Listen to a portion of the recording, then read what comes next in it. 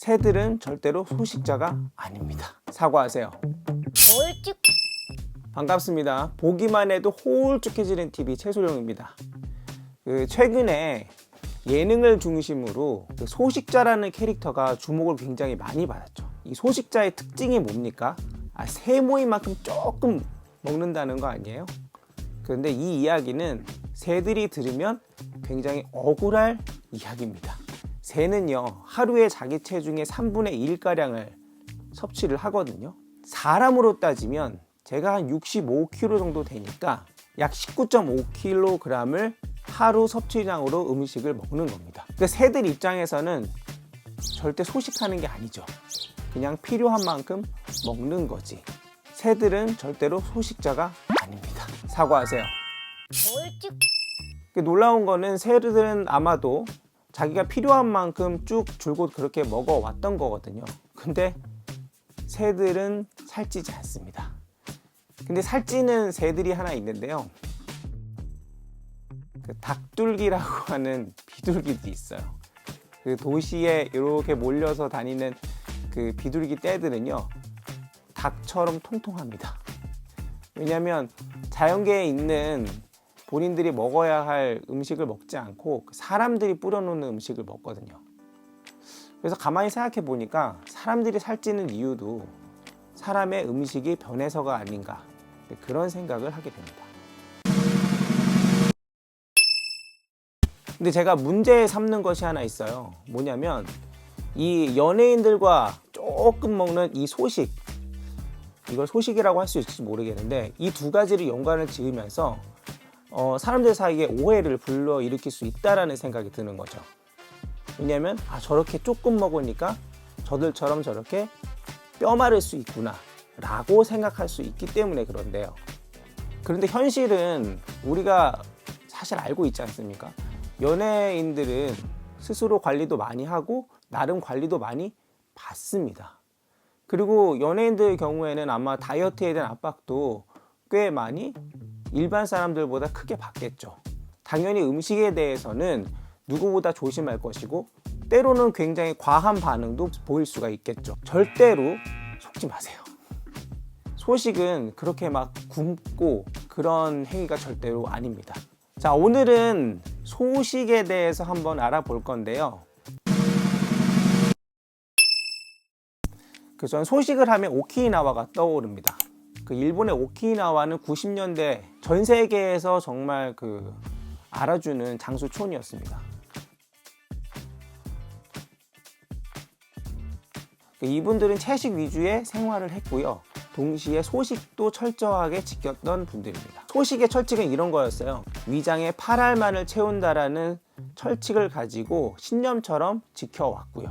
그런데 이제 90년대 이후로 그들의 식문화가 서양화가 되기 시작하면서 더 이상 그들도 장수촌의 이름을 내걸기가 어려워졌습니다. 과체중과 비만이 굉장히 많이 늘었어요. 이거는 우리나라 90년대 모습과 굉장히 흡사한데 우리나라 90년대에 치킨, 피자 이런 서양 식문화가 굉장히 많이 유입이 됐거든요. 우리나라의 그런 과체중과 비만도 그때부터 저는 시작됐다고 생각을 하고요. 홀쭉. 자, 소식은요, 다이어트와는 차이가 있습니다. 아마 둘이 비슷하다라고 생각할 수 있겠는데요. 다이어트는요, 단기적으로 어떤 목표를 위해서 살을 급격하게 빼는 걸 다이어트라고 보통 부른다면 소식은 평생을 실천하면서 건강을 위해서 하는 일종의 식습관입니다. 잠깐 적게 먹었다가 어느 순간 체중이 줄어들게 되면 다시 이전의 식습관으로 돌아가는 건 사실 소식이라고 볼 수가 없는 거죠. 그런 점에서 다이어트와 소식은 분명히 구분이 되어야 됩니다. 그리고 단순히 굶는 건 절대로 소식이라고 볼 수 없습니다. 그건 일종의 뭐라 그래야 될까요? 자기 학대라고 볼 수밖에 없는 것 같아요. 그래서 소식은요, 사실 채식을 하거나 채식을 하지 않거나 모든 사람에게 있어서 반드시 필요한 식습관이죠. 몸에 노화를 늦춰주고 그리고 질병의 발생을 낮춰주고 염증을 억제해주기 때문에 그렇다고 합니다. 여기서의 몸의 염증은요, 바깥으로 드러나는 그런 염증이 아니고 우리 몸 내부에서 생기는 염증이라는 것이죠. 그 활성산소라는 것 때문에 그런데요. 아마 여러분들 이 활성산소는 많이 들어보셨을 것 같아요. 채소를 언급하면서 보통 항산화 역할을 한다고 하잖아요. 그 항산화 역할이 바로 활성산소를 제거하는 역할을 말합니다. 그래서 굉장히 익숙하실 것 같아요. 근데 이 소식이 활성산소를 억제할 수가 있는데 그 이유는 뭐냐? 우리 몸이 음식을 섭취하고 에너지 대사를 하는 과정 가운데 활성산소가 굉장히 많이 발생하거든요. 그 활성산소가 상처를 내고 염증을 일으킨다는 것이죠. 그리고 노화도 일으킨다라고 하는 겁니다. 그러니까 소식을 하게 되면 섭취량이 적기 때문에 그만큼 활성산소가 덜 발생하게 되는 것이고요. 의학의 여러 분야에서 활성산소를 노화와 염증 또는 심지어 암 발생까지도 연관을 시키는데 이때 소식이 실제로 도움이 된다고 알려져 있습니다. 그래서 이 활성산소를 줄이려면 음식 섭취량을 줄이는 소식을 하면 되고요. 그리고 활성산소를 제거하는 항산화 물질을 많이 포함하고 있는 채식 위주의 식생활을 하면 되는 것이죠. 그럼 이제 소식을 어떻게 하느냐? 그 소식의 원리는 오키나와 사람들이 이미 우리한테 알려줬잖아요. 위장에 8알만을 채운다. 근데 이게 위장에 8알만을 채우는 게 우리 익숙하지 않기 때문에 사실 가늠하기 힘듭니다. 뭐 이렇게 위장을 열어가지고 볼 수가 있고. 저는 이제 이렇게 생각을 하는 거죠. 일단은 평소보다 적게 먹는 것이기 때문에 적게 먹는 만큼 영양소 섭취는 줄어들 거니까 일단 먹는 음식의 영양가가 충분해야 합니다. 즉 양질의 음식을 먹어야 한다는 거죠. 적게 먹는 것은 일단 밥 공기나 또는 그 음식을 담는 그릇들을 좀 작은 것들을 준비하면 좋습니다. 그 다음에 음식을 담는 그릇들을 작게 하면 상대적으로 담기는 음식이 많아 보이기 때문에 실제로 양이 적은데도 우리는 충분히 먹었다는 느낌을 받을 수 있습니다. 근데 포만감이 좀 덜 느껴질 때도 있거든요.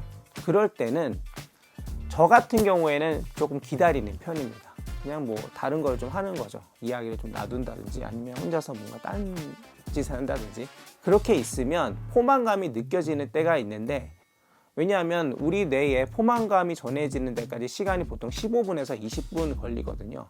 근데 한국인들은 보통 너무 빨리 먹으니까 뭐 10분 안에도 먹을 수 있으니까 포만감이라는 게 전달되기도 전에 우리는 덜 먹었다고 생각할 수 있잖아요.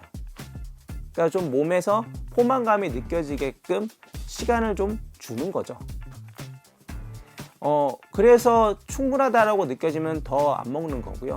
그렇게 했는데도 즉 포만감이 느껴지지 않으면 뭐 한두 숟가락 더 먹을 수도 있는 겁니다.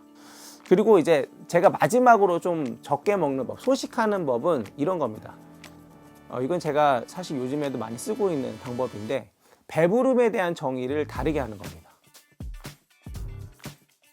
그러니까 예를 들어 저는 더 이상 먹지 못할 때까지 충분하다고 느껴질 때까지 먹자 이거였거든요. 근데 요즘에는 이 정의 바꿨습니다. 어떻게 얘기하냐면 배고프지 않을 정도로만 먹자. 단 양질의 음식을. 이렇게 하니까 평소보다 조금 적게 먹은 듯 해도요. 내 인식이 그러하니까 나는 원하는 대로 먹었을 뿐이야 하고 생각이 들어서 더 이상 뭔가 더 먹어야 되거나 좀 부족하다라고 하는 그런 박탈감은 느껴지지가 않더라고요. 오히려 내 의도대로 되고 있어 라고 하는 생각이 들었습니다. 여러분들도 이렇게 해보시면 아마 소식을 할 수 있지 않을까 생각이 듭니다. 과거에는 먹을 음식이 부족했기 때문에 배부르게 먹는 것이 좋다라고 생각했지만 지금은 옛날과는 다릅니다. 음식의 질이 많이 좋아졌고요. 그리고 충분히 음식도 구할 수 있거든요. 그래서 오히려 반대로 적게 먹는 것이 시대의 식사법인 것 같습니다.